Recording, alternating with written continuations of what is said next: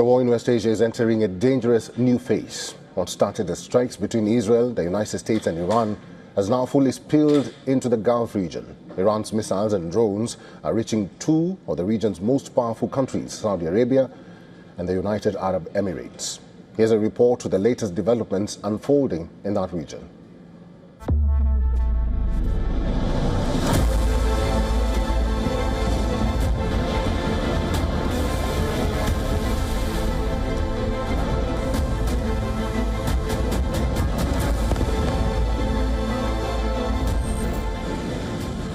The war in West Asia is no longer limited to one front.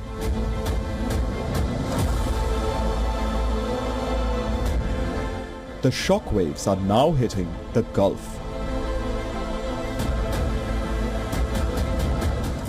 From the glittering skyscrapers of Dubai to the oil fields of Saudi Arabia, Iranian missiles and drones have pushed the region into a new phase of the conflict. Air defense systems are firing through the night. Sirens are echoing across cities that were once seen as the safest in the region. And even when missiles are intercepted, the fear is very real.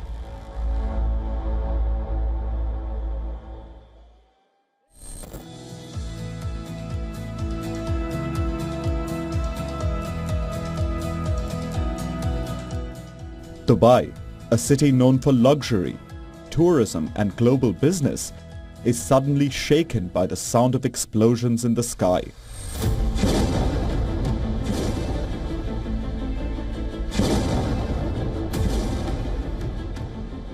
Nighttime footage of Dubai's skyline showed bright streaks of missile interceptions cutting across the dark sky.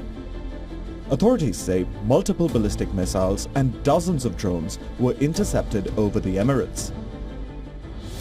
But even successful interceptions can cause damage.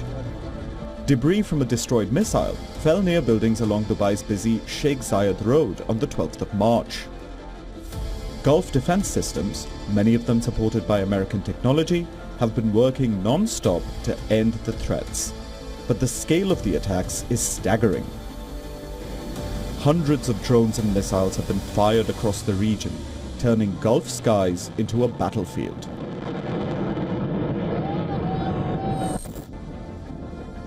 In Saudi Arabia, the targets are even more critical. Iranian drones have reportedly targeted key oil facilities and infrastructure. One of the incidents involved the Ras Tanura refinery, one of the largest oil processing facilities on Earth. The drone strike on the 4th of March sparked fires and forced emergency responses at the site. In Saudi Arabia, falling debris from intercepted projectiles has hit residential areas. Homes have been damaged, civilians have been killed and injured. In the UAE, shattered windows and shockwaves from interceptions have caused damage in parts of Dubai and Abu Dhabi. Many of those caught in the middle are migrant workers, people who came to the Gulf seeking opportunity. The past 2 weeks have left a deep scar on West Asia, which will take a long time to heal. Bureau Report, WION, World is One.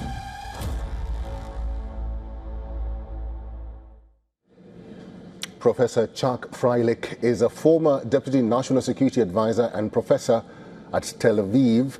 Professor Freilich is joining us live from New York. Professor, thank you very much for your time and for joining us at this hour. The leader of the revolution, Mojtaba Khamenei, has spoken. He has threatened to increase the strikes in the Gulf nations and also to close the Strait of Hormuz. How does this complicate the war further?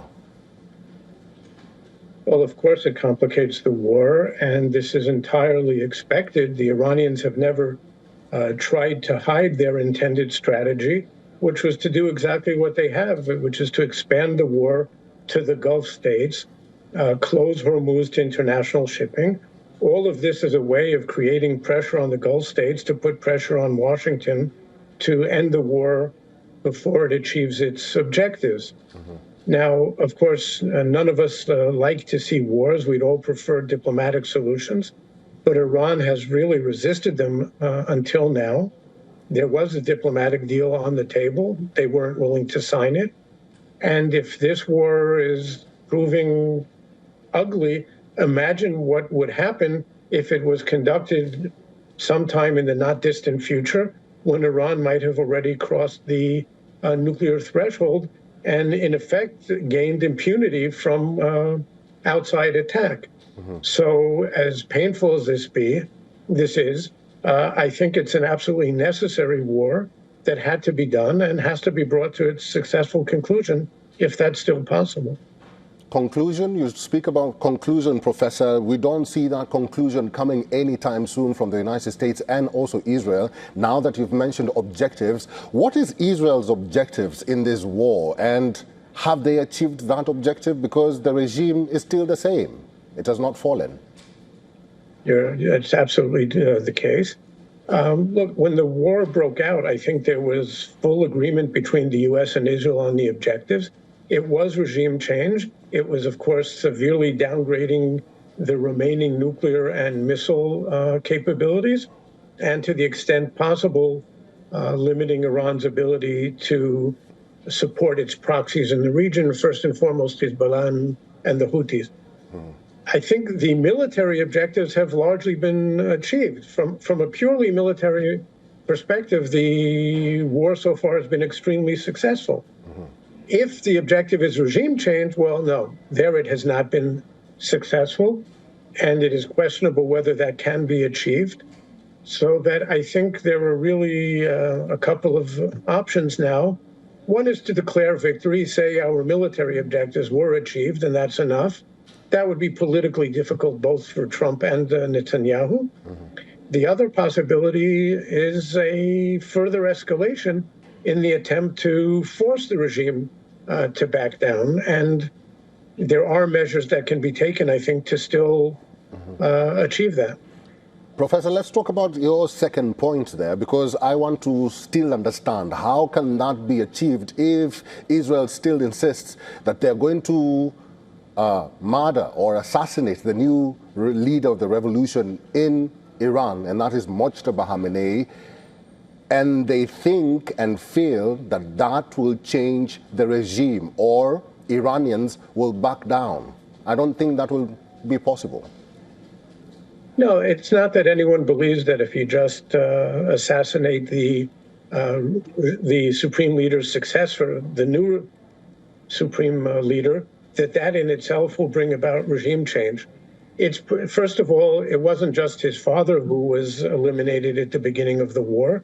It was an entire level of Iranian leadership, and further leaders have been taken out until now, and more would have to be if regime change is to be achieved. But it's far from just that. It's also, there is a systematic effort underway to destroy the pillars of the regime's support, so that revolutionary guards, facilities around Iran, the besieged, the popular militia, which is deployed literally around Iran, they're being attacked. The police stations are being attacked. In other words, the pillars of state repression are being greatly weakened. Right. And the idea is to create an opening for the people to be able to turn out into the streets once again. That in itself is probably not going to be sufficient. And I think the question here is really whether Trump will have the personal and the political fortitude and just the ability to continue prosecuting the war and escalate it against all these regime targets, potentially against Iran's oil infrastructure. At the moment, by the way, the Iranians have closed the straits to international shipping, but Iranian shipping is still going through. That shouldn't be allowed to happen. And I mean, there are other military targets that can still be attacked as well. All right. Professor Chuck Freilich, thank you for your time. Thank you for talking to us today. Thank you.